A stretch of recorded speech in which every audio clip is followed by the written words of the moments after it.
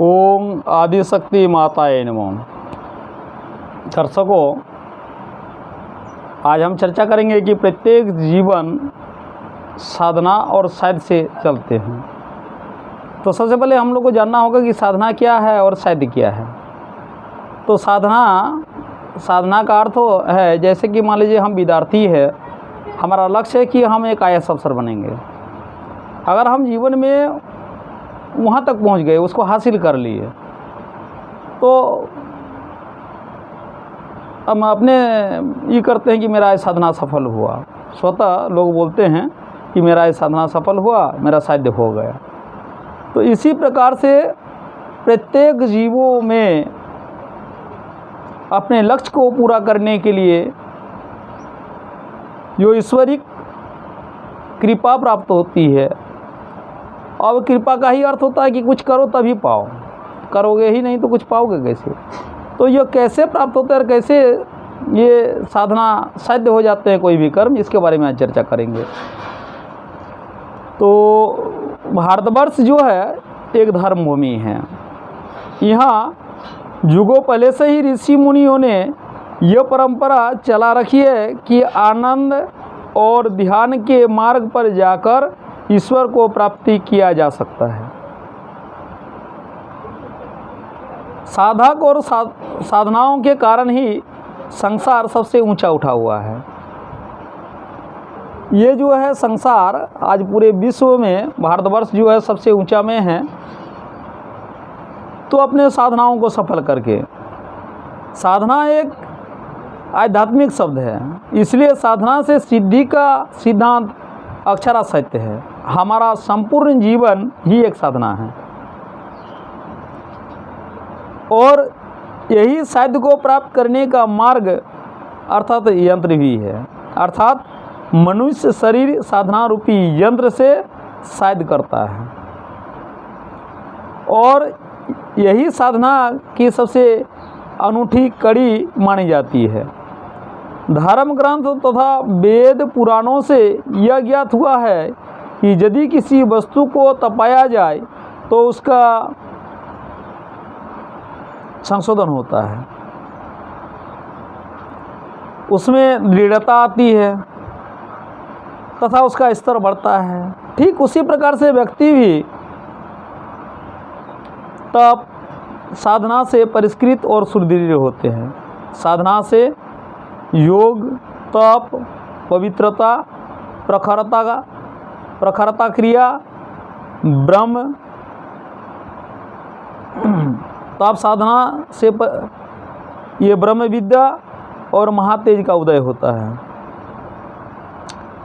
और इसे ही साधना कहा गया है। इसलिए ब्रह्मचर्य की साधना में कर्म योग, ज्ञान योग एवं भक्ति योग, ये तीनों का समन्वय रहता है।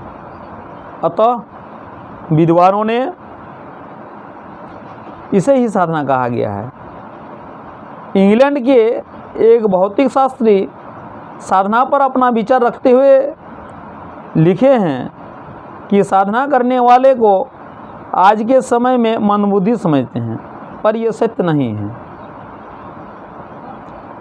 ये बिल्कुल उसी तरह है, हम एक वीरान बंजर भूमि को सींचकर उसमें फूल फल के पेड़ पौधे लगाते हैं, उसको उर्वरक बनाने के लिए खाद और पानी देते हैं, उसकी निरंतर देखभाल करते हैं और जब मौसम आता है तो उसमें फल फूल लगते हैं। ठीक उसी प्रकार साधक अपने साध्य को पाने के लिए ईश्वर में विलीन हो जाते हैं और अंत में उसे उसका इच्छित फल प्राप्त होता है। फल को प्राप्त करने के लिए जो क्रिया हुई उसे मेहनत या वस्तु को प्राप्त करने की साधना कहलाती है।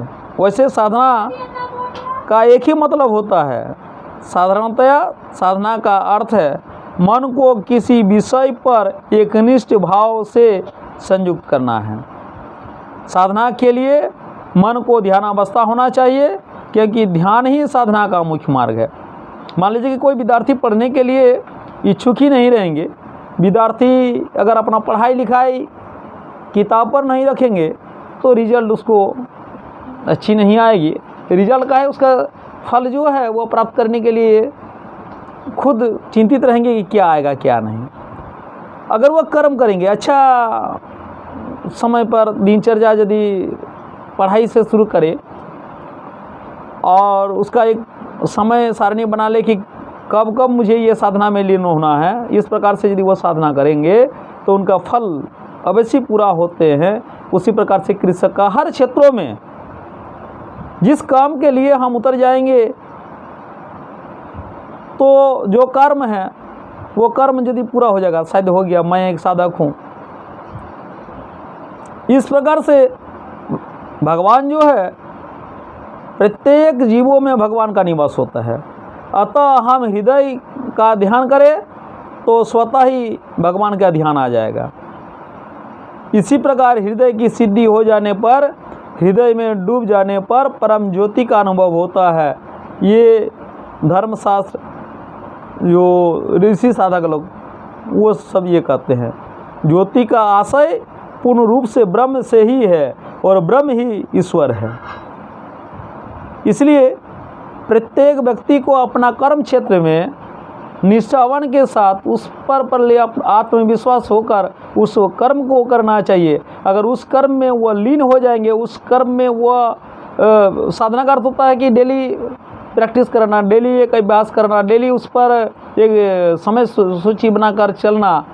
तो अगर इस प्रकार से हम प्रतिदिन उस कर्म को करते रहेंगे तो अवश्य मेरा कर्म सफल होगा और मेरा शायद पूरा हो जाएंगे। आगे का वीडियो में मैं जीवन में किस प्रकार से और आगे की रास्ता, आनंदित रास्ता आ सकते हैं, हमारा कर्म कैसे सरल, सुगम और आसानी से सिद्ध हो जाएंगे, इसके बारे में चर्चा करेंगे। तो दर्शक भाइयों से मेरा विशेष आग्रह है कि please like and subscribe my channel. ओम नमः आदिशक्ति माताय नमः।